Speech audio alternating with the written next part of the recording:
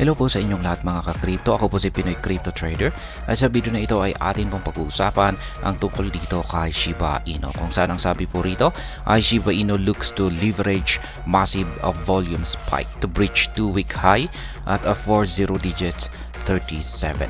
Kaya yan, itong si Shiba Inu ay mukhang gagamitin daw po niya yung kanyang malaking volume spike para basagin ang kanyang 2-week high na presyo na nasa 40 digits 37. Kaya yan, bago pa tayo magpatuloy ay nais ko lamang po munang bigyang linaw ang aking disclaimer kung saan ang nilalaman po ng video na ito ay hindi po ito isang financial advice. For education and information purposes lamang po ang layunin nito. Maliban po dito ay nais ko na rin pong magbigay babala na wala pong kahit anumang group chat ang Pinoy Crypto Trader. At yan, ang sabi rito ay Shiba Inu has finally conquered the 40 digits 3 price threshold with a push to breach a 2-week high above 40 digits 3767 amid surge in trade volume. Kaya yan, nagawa na po ni Shiba Inu na sakupin ang presyong 40 digits 3. At ngayon ay ang kanyang binabalak ay ang basagin or tagusin ang kanyang 2-week high na presyo na nasa 40 digits 3767. Kaya napakalapit na po yan sa 40 digits 4. At ang kanyang gagamitin rito, yan ay yung kanyang tumataas or lumalaki na trading volume. Shiba Inu pushes for 40 digits 37.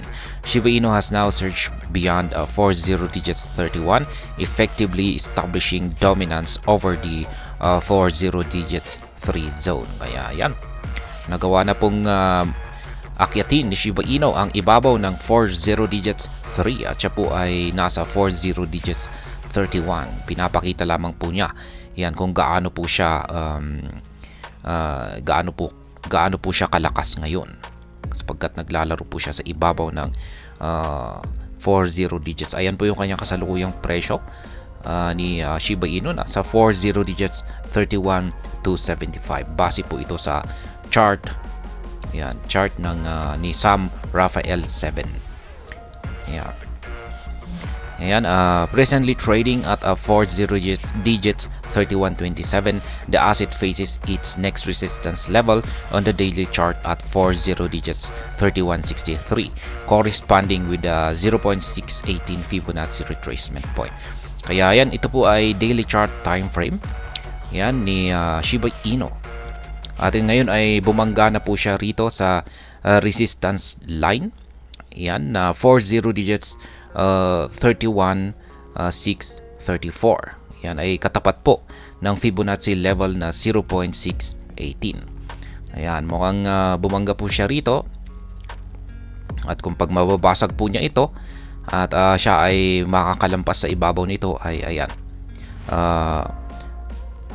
mataas po yung posibilidad na ang isusunod niyang akyatin ay ang sunod na resistance line natin dito sa 40 digits 37,678, nakatapat naman po ng 0.786 ng Fibonacci level. Surpassing 40 digits 3163 would pave the way for a significant move toward higher levels. However, Shiba Inu is likely to encounter formidable resistance below the 40 digits 34 mark, with data from Into the Block revealing a substantial sell wall in this region. Kaya yan na nga, yung gaya ng sinabi ko kanina, na kung pag malalampasan po niya ang presyong 40 digits 31,634 dito, ay magkakaroon na siya ng malayang pag-angat sa presyo or malayang pagpapatuloy sa pag-angat sa presyo patungo po rito sa sunod na Fibonacci level na nasa 0.786 or nasa presyong 40 digits 37,678. Pero ayon po sa datos na inilabas ng Into the Block ay mukhang magkakaroon siya ng isang matinding resistance dito sa 40 digits 34. Kaya yan, nandito lamang po yan. Medyo malapit na rin po sa kasalukuyang resistance ngayon na nasa 0.618 or 618 ng Fibonacci level. Yan. At may dahilan po rito si Into the Block kung bakit Yan, sinabi po niya na marami raw pong magbebenta sa presyo na ito. Yan, matibay daw po ito na sell wall. Kaya sa kada lumalapit yung presyo ni Shiba Inu dito sa 40 digits 34 ay marami daw handang magbenta rito. Significantly, this position represents the highest concentration of buyers above the 40 digits 14 region, with 189,440 addresses acquiring 65.78 trillion SHIB at an average price of 40 digits 31, spanning from 40 digits to 40 digits 26 to 40 digits 34. If the asset manages to breach the 40 digits 34 zone, it could potentially experience an unrestrained rally. Kaya yan po ang ayon po sa datos ng Into the Block. Yan, marami daw po kasing nakabili. Yan dito sa ibabaw ng 40 digits 14 region. Yan, nasa 189,440 na bilang po ng mga address ang nakabili dito. At yung kanilang nabili na amount ng Shiba Inu token sa region na ito, sa price region na ito ay umaabot po ng 65.78 trillion SHIB. Kaya ang laki po. Ayan, may average price po na nakabili na rin sa 40 digits 31. Yan po ay nasa price range na 40 digits 26 to 40 digits 34. Yung mga ibang mga nakabili rito. Kaya ayon po ayon po kay Into the Block ay yung talagang pivotal dito, pivotal price threshold ay ang 40 digits 34 na zone at hindi yung nakatapat rito sa 0.618 ng Fibonacci level. Nasa 40 digits 34 daw yung talagang pinaka resistance dito. Na kung ayon kay Into the Block na kapag nabasag daw ay diyan na makakaranas ng matinding pag-angat or unrestrained. Yan, wala raw makakapigil sa pag-angat ni Shiba Inu kung sakaling nabasag niya ang presyong 40 digits 34. Yan.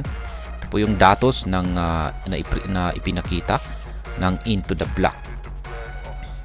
Market data confirms that the next Fibonacci resistance levels stands at 40 digits 3767, marking one of the Shiba Inu's most significant challenges beneath the highly sought after 40 digits 4 threshold. Kaya yan, yung sunod naman po dito, yan na nga yung sunod na price target kung pag nabasag po niya ang Fibonacci level na 0.618 or ang 40 digits 34 na resistance na binanggit ng Into the Block.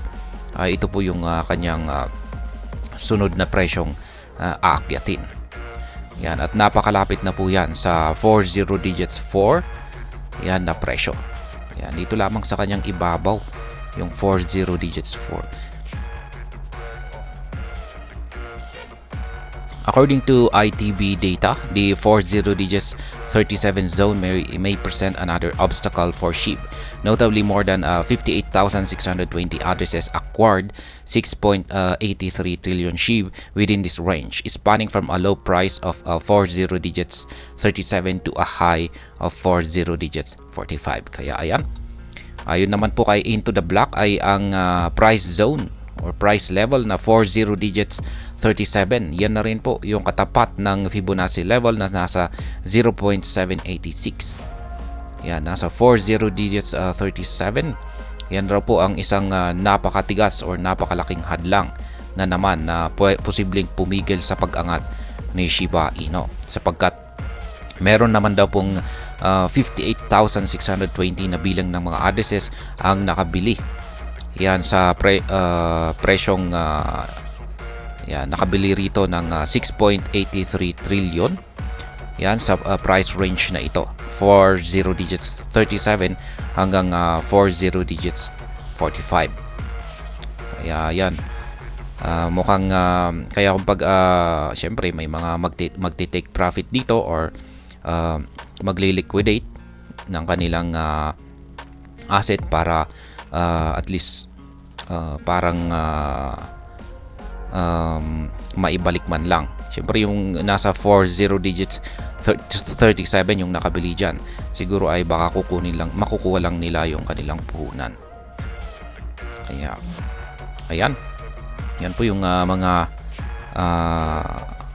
pinilabas na analysis dito para kay Shiba Inu. Yan, mukhang aakyatin daw po niya ang presyong 40 digits 37 sa hinaharap. Pero yan, mukhang hindi po ito magiging madali kay Shiba Inu sapagkat may harang daw po. Yan, may harang sa kasalukuyan ay yung harang ngayon na kinakaharap ni Shiba Inu ay ang 40 digits 3164. Ngayon kapag nagawa niyang basagin ito ay may sunod pang harang ang 40 digits 34. At kapag nabasag po niya yan ay saka po niya magagawang akyatin ang price target na 40 digits 37. At ayun, hanggang dito na lamang po tayo sa video na ito. Sana po ay inyong nagustuhan ang aking paliwanag sa video na ito. Kung inyo po itong nagustuhan, pakiclick lamang po ang like button nito. Para naman po sa mga bago lamang dito, kayo po ay aking inaanyayahan para mag-subscribe. Pakiclick na rin po ang bell icon nito dahil ito po ang siya magsisilbing notification nito sa mga bago kong videos na akin pong ina-upload sa aking YouTube channel na ito. Marami pong salamat sa panonood, ingat po tayo lagi at God bless po sa ating lahat.